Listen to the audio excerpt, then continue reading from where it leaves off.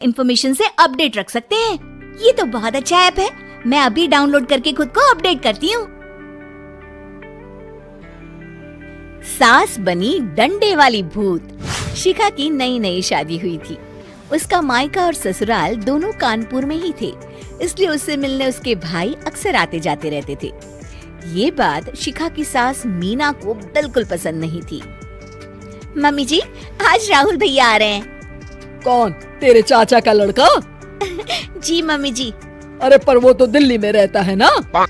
हाँ मम्मी जी, उन्हें कल सुबह दिल्ली के लिए निकलना है, तो वो आज मुझसे मिलते हुए कल सुबह यहीं से निकल जाएंगे।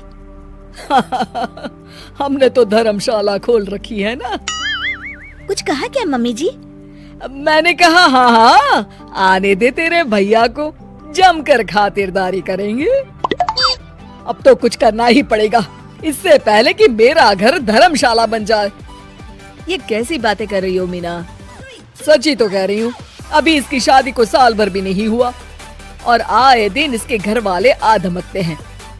अरे तो क्या हुआ, वो इसी शहर में रहते हैं तो हाल चाल लेने आ जाते हैं।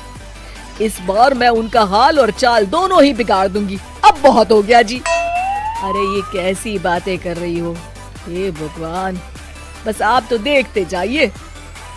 शाम को राहुल आता है। नमस्ते आंटी, कैसे हैं आप लोग?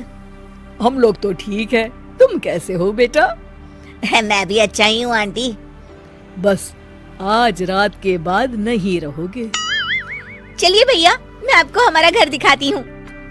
रात में खाने के टेबल पर शिखा, रोहित कहीं दिखाई नहीं दे रहा। जी भैया, वो ऑफिस के काम से बाहर गए हैं, कल शाम तक आएंगे। अच्छा अच्छा। बेटा, क्या तुम भूत प्रेत में मानते हो?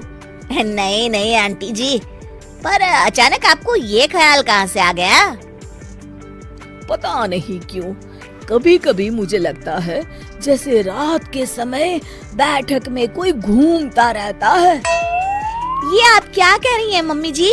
हाँ, तुम लोग घबरा ना जाओ, इसलिए मैंने आज तक इस बारे में कुछ नहीं कहा। ये आपका वहम होगा आंटी जी, ऐसा कुछ नहीं होता। हो सकता है। चलो अब मेरा सोने का टाइम हो गया है तो चलती हूँ मैं। शिखा बेटा, राहुल के सोने की व्यवस्था वहीं दीवान पर कर देना। जी पापा जी। अब चलिए भी। अच्छा, तो बैठक में सोने वाले हैं साहबजादे। क्या बड़बड़ा रही हो? कुछ नहीं, आप सो जाइए। मीना और महेश के सोने के बाद शिखा और राहुल आपस में बात कर रहे होते हैं, तभी डोरबेल बजती है। अरे आप! सरप्राइज! काम जल्दी खत्म हो गया तो मैं आज ही चला आया। ये तो बहुत अच्छा किया। देखिए राहुल भैया भी आए हुए हैं, आप दोनों का मिलना भी हो जाएगा। कैसे हो रोहित? मैं तो ठीक हूँ भैया। शिखा, मैं भी आज यहीं सो जाता हूँ, राहुल भैया से बातचीत भी हो जाएगी। अच्छा अच्छा ठीक है। मीना आधी रात को उठती है, कंबल मुंह से पैर तक ओढ़ के डंडा लेके बैठक में आती है और देखती है दीवान पर चादर ओढ़े कोई लेटा हुआ है। देखो तो कैसे मजे से सो रहा है बहन के ससुराल में। मीना ताबड़तोड़ 4-5 डंडे मार देती है। अरे मर गया, अरे बचाओ बचाओ, कौन है? मीना जल्दी से अपने कमरे में भाग जाती है। हे भगवान, ये मैंने क्या किया? ये रोहित कहाँ से आ गया?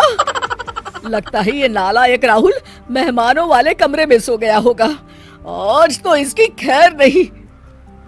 उधर बैठक में, अरे क्या हुआ रोहित? मैं बाथरूम में था, तुम्हारे चिल्लाने की आवाज सुनी। पता है भैया, मैं सो रहा था, अचानक से कोई आकर मुझे डंडे मारने लगा। ये क्या कह रहे हो? लगता है तुम भी आंटी की तरह भूत प्रेत में मानते हो। नहीं नहीं भैया, सच में कोई आया था। मैं तो जा रहा हूँ मेहमानों वाले कमरे में सोने के लिए। इस समय अपने रूम में जाऊंगा तो शिखा की नींद खराब हो जाएगी। ठीक है भाई, जाओ तुम, जहाँ तुम्हारा भूत डंडा लेके ना आ सके। थोड़ी देर बाद मीना कंबल ओढ़ के डंडा लेकर मेहमानों वाले कमरे में पहुँच जाती है। वो बिस्तर पर सोए रोहित को फिर डंडों से मारने लगती है। अरे मर गया, अरे मर गया। तू भूत प्रेत में नहीं मानता ना? ये ले, अब डंडे खा। हैं?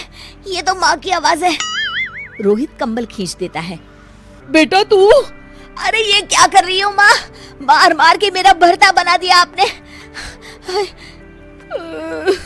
माफ कर दे मेरे लाल, मैंने तो तुझे ही मार मार के लाल कर दिया। मैं तो उस राहुल के बच्चे को सबक सिखाना चाहती थी। राहुल भैया को? हाँ बेटा, मुझे लगा अगर उसे डंडे मारूंगी तो शिखा के मायके वाले यहाँ आना छोड़ देंगे।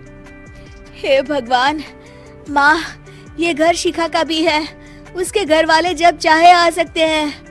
हाँ बेटा, आज मुझे भगवान का इशारा समझ में आ गया। मैं कितना गलत करने चली थी और अपने ही बेटे को चोट पहुंचा दी।